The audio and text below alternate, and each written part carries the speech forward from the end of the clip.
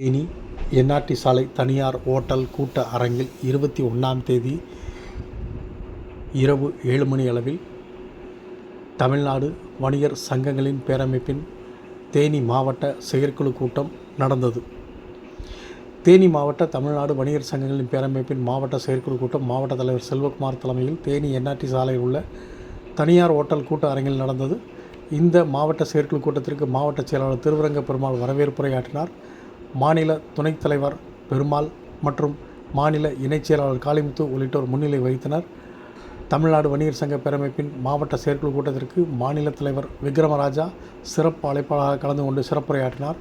அப்போது அவர் பேசுகையில், வரும் டிசம்பர் மாதம் 18ஆம் தேதி தேனி மாவட்டம் வீரவாண்டியில் நடைபெறும் மாநில அளவிலான பொதுக்குழு கூட்டத்திற்கு 58 மாவட்ட அளவிலான நிர்வாகிகள், உறுப்பினர்கள் என சுமார் 8000 வணிகர்கள் கலந்து கொள்ள ஏற்பாடு செய்யப்பட்டுள்ளது. எனவே 58 மாவட்ட அளவிலான நிர்வாகிகள் மற்றும் உறுப்பினர்கள் திரளாக கலந்து கொள்ள வேண்டும் என்றும், பொதுக்குழு கூட்டம் சிறப்பாக நடத்திட முழு ஒத்துழைப்பு வழங்க வேண்டும் என்றும் பேசினார்.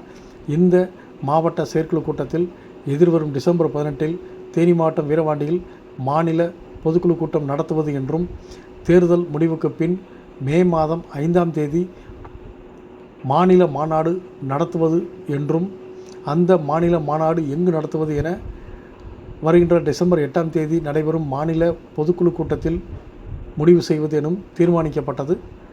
மாவட்ட அளவிலான செயற்குழு கூட்ட நிகழ்வில் ஒருங்கிணைப்பாளர்களாக தேனி மாவட்ட செய்தி தொடர்பாளர் வேல்முருகன், மாவட்ட ஒருங்கிணைப்பாளர் சர்புதீன், மாவட்ட துணைத் தலைவர் முருகதாஸ் உள்ளிட்டோர் ஏற்பாடுகள் அனைத்தும் சிறப்பாக செய்திருந்தனர். இந்த செயற்குழு கூட்டத்தின் நிறைவாக தேனி மாவட்ட பொருளாளர் அர்ஜுனை கண்ணன் நன்றி கூறினார்.